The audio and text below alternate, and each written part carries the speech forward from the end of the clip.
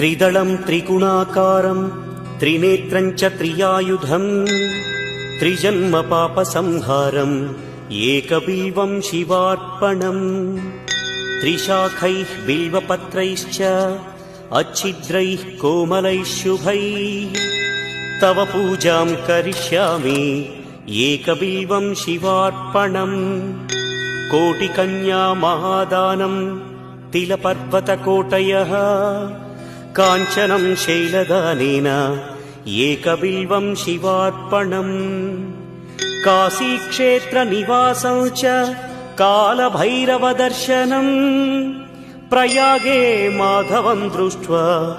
एकबिल्वं शिवार्पणम् इन्दुवारे व्रतं स्थित्वा